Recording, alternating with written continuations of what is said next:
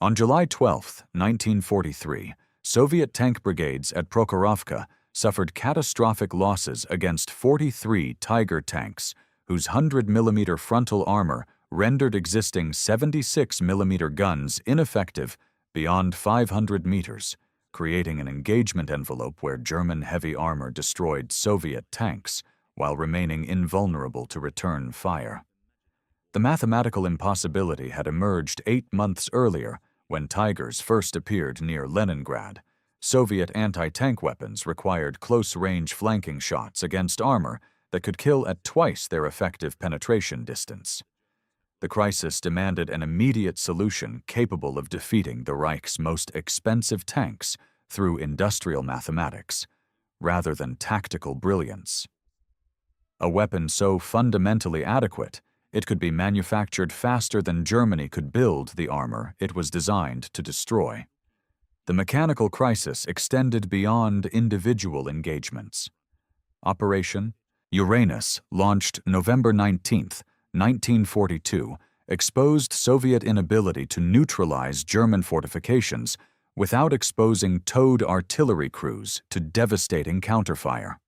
Horse-drawn 152mm ML-20 howitzers, firing 43.56 kg OF 530 shells at 504 meters per second, suffered over 20% crew casualties during initial breakthroughs as German 88mm flak guns and Panzer IVs operated beyond Soviet tank gun effective range. The T-34/76, with its 76.2mm F-34 gun, penetrated only 75mm at 500 meters, using BR-350A rounds, insufficient against Tiger frontal protection. KV-1 heavy tanks mounting the 76.2mm ZIS-5 achieved similar penetration, equally inadequate against German heavy armor. Testing at Kubinka, proving grounds in October 1942, confirmed the mathematical impossibility. Soviet 85mm 52K anti-aircraft guns, the heaviest mobile weapons available, could penetrate Tiger armor at ranges beyond 500 meters against hull armor. The Tiger's effective frontal protection of 110 to 170 millimeters combined with its standoff capability created an engagement envelope where German armor could destroy Soviet tanks while remaining invulnerable to return fire. Early Tiger encounters resulted in heavy Soviet tank losses during September, with entire tank brigades eliminated before closing to effective range. If you're interested in how industrial mathematics and engineering deadlines actually decide wars, subscribe now and turn on notifications. Let's continue. The design team at Chelyabinsk-Kirov plant received the design brief in late December 1942, with an urgent deadline that would define their careers. The development team at Chelyabinsk-Kirov plant worked under Joseph Kotin, People's Commissar of Tank Industry, when State Defense Committee orders commissioned a heavy self-propelled gun using the KV-1S chassis and ML-20S gun howitzer. The specification demanded production within 2 to 3 months using existing components, weight under 45.5 tons for tactical mobility, and manufacturing cost under 300,000 rubles per unit. The solution eliminated complexity through systematic deletion. The open-top casemate design saved 5 tons compared to turreted alternatives and enabled 12-day assembly versus conventional tank production requiring 4 to 6 weeks. The ML-20S barrel maintained standard length of 5.04 meters to preserve ballistic performance while fitting within the KV-1S hull envelope through careful positioning. No machine gun appeared in initial designs to minimize manufacturing complexity, though a DT machine gun was added later for close defense. The development team recognized that only the 152.4mm caliber could guarantee penetration against Tiger armor through high explosive blast effects rather than kinetic penetration alone. The weapon would rely on 6.86 kilogram TNT fillers, creating devastating overpressure against turret rings, a principle that bypassed traditional armor thickness calculations. Design constraints mandated 1,500 man-hours per unit and 70% commonality with existing KV-1S and ML-20 components to accelerate production. The 152.4 by 543 mm cartridge defined every subsequent design decision. The team built the Su-152 around the ML-20S gun howitzer, creating a weapon system whose 43.56 kilogram OF-530 high explosive shells achieved 504 meters per second muzzle velocity with standard propellant charges. The BR-540 armor-piercing ballistic capped rounds weighed 48.8 kilograms and penetrated 125 millimeters at 100 meters, 110 millimeters at 500 meters against vertical armor. The complete weapon weighed 45.5 tons combat-loaded, measuring 6.575 meters in length, with the gun forward position extending total length to 9.35 meters. Crew size varied from 5 to 7 depending on ammunition load, typically including commander, gunner, 2 to 3 loaders handling the massive shells, driver, and radio operator. The semi-automatic vertical wedge breech enabled sustained rates of 1.5 to 2 rounds per minute, with 20 to 25-second reload cycles dictated by the two-piece ammunition, requiring separate shell and propellant bag loading. The fighting compartment carried 20 rounds, 13 high-explosive OF-530 or OF-540 shells for fortification destruction, and 7 armor-piercing BR-540 rounds for tank engagement.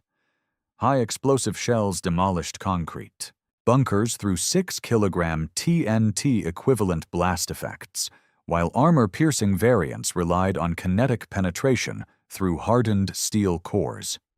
Specialty ammunition included G530 concrete-piercing rounds carrying 4.15 kilogram amatol fillers and O530 shrapnel variants containing 40 incendiary tubes for anti-personnel work. The hydropneumatic recoil system absorbed 320 millimeters of travel, essential for managing the massive forces generated by full-charge firing. Chelyabinsk Kirov plant began series production in January 1943, manufacturing approximately 670 units through December, using dedicated assembly lines diverted from KV-1S tank production. The pilot batch of 2 vehicles rolled off line number 3 on January 25th, followed by 10 in February and 55 in March as production techniques matured. Monthly output peaked at 120 units in July, sustained through December, with workers achieving 5 vehicles daily during peak periods. Each Su-152 required 1,500 man-hours and 120 tons of mild steel compared to 250 tons for a Tiger tank. The per-unit cost represented exceptional value compared to German heavy armor production costs. German Tiger production required massive industrial resources, highlighting the economic asymmetry. 12,000 workers at Chelyabinsk diverted 15% of their capacity from KV-1S production, completing the initial order by year's end. Production techniques emphasized simplicity over precision. The weapon contained 1,200 major parts versus complex German turret systems, achieving 70% commonality with existing KV-1S and ML-20 components to minimize new tooling requirements. Assembly workers, many relocated from Leningrad factories, mastered the production sequence within weeks rather than the months typically required for complex armored vehicles. The State Defense Committee distributed Su-152s to 16 heavy self-propelled artillery regiments of Supreme Command Reserve through orders issued February 14, 1943. Each regiment fielded 21 vehicles, organized in 3 batteries of 7, attached directly to tank armies for breakthrough operations. The 1st Regiment formed in February, expanding to 5 by March 25th, 10 by April 15th, and the full 16 by May 25th, as production accelerated. Standard crews consisted of 7 men: commander, driver-mechanic, gunner, 2 loaders, radio operator, and deputy commander responsible for ammunition management. Doctrine emphasized hull-down ambush positions at 500 to 1,000 meters, using high explosive rounds against armor through blast effects rather than direct penetration. Artillery Manual PV 43 specified direct fire against fortifications and armor at 0 to 5 degree elevation, with indirect fire support as secondary mission. Combat debut occurred during July 1943 during the Battle of Kursk. Heavy self-propelled artillery regiments deployed near Ponyri, engaging German armor advancing through minefields and anti-tank obstacles.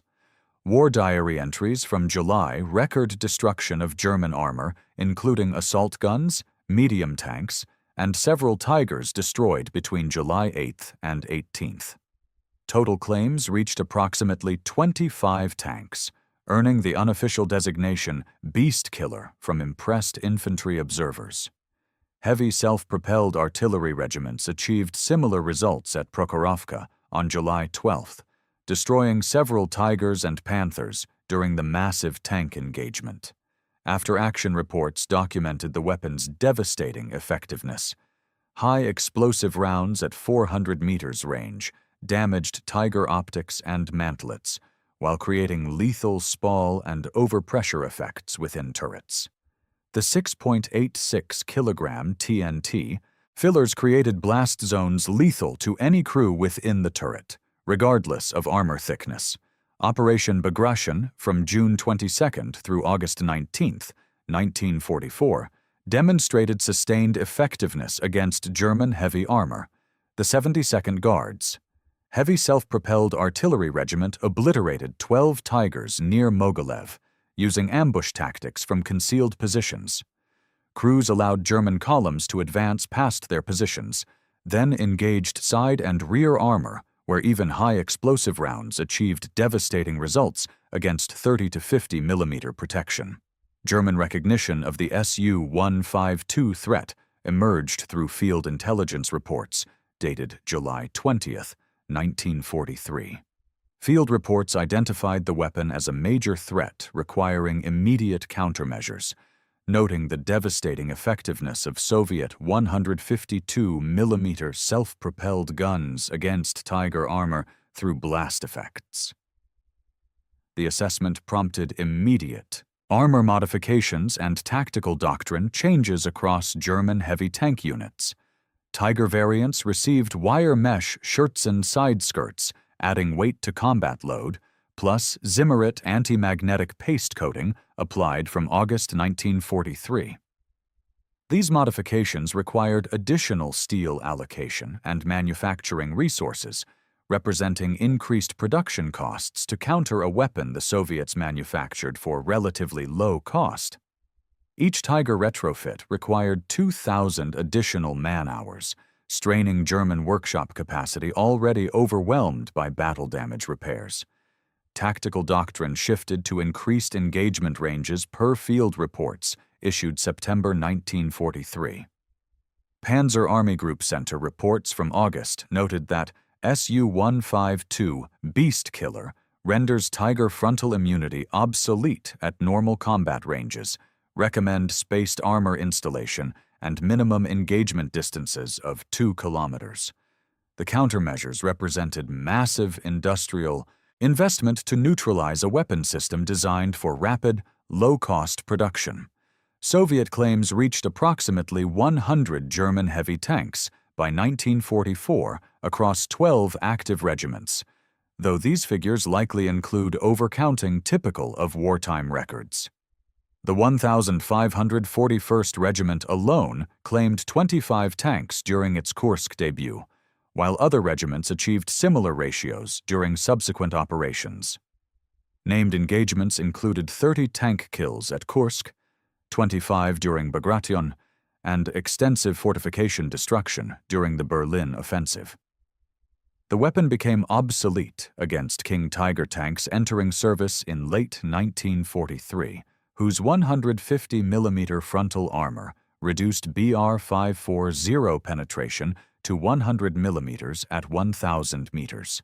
Su-152 regiments shifted to infantry support roles during the Vistula-Oder offensive in January 1945, demolishing over 500 bunkers and fortified positions. Post-1944 modifications added DSHK heavy machine guns for anti-aircraft defense, extending the weapon's tactical utility beyond its original anti-tank mission. Soviet service continued through 1955, with 300 vehicles refurbished for peacetime training. Export models reached Poland with Soviet equipment transfers delivered between 1945 and 1950, with approximately 30 vehicles transferred. Later conflicts included limited service roles and Ukrainian examination of reserve stocks in 2022. The ISU-152 derivative, mounting the same gun on an IS chassis, achieved production of approximately 2,650 units from 1943 through 1947. Later, conflicts demonstrated the weapon's enduring design principles through continued service of the ISU-152 variant in various roles. The weapon that emerged from urgent wartime requirements in late 1942 established design principles that influenced subsequent development, proof that engineering constraints often produce more enduring solutions than unlimited resources. The Su-152 succeeded through relentless adequacy rather than technical sophistication. Simple enough to manufacture under siege conditions, effective enough to justify frontline distribution, and durable enough to outlast the regime that commissioned it. The weapon that emerged from urgent development in late 1942 continued destroying enemy armor 8 decades later, proof that engineering constraints often produce more enduring solutions than unlimited resources. If you enjoyed this deep dive into World War II industrial warfare, hit subscribe for more weapons and tactics analysis every week. Thanks for watching.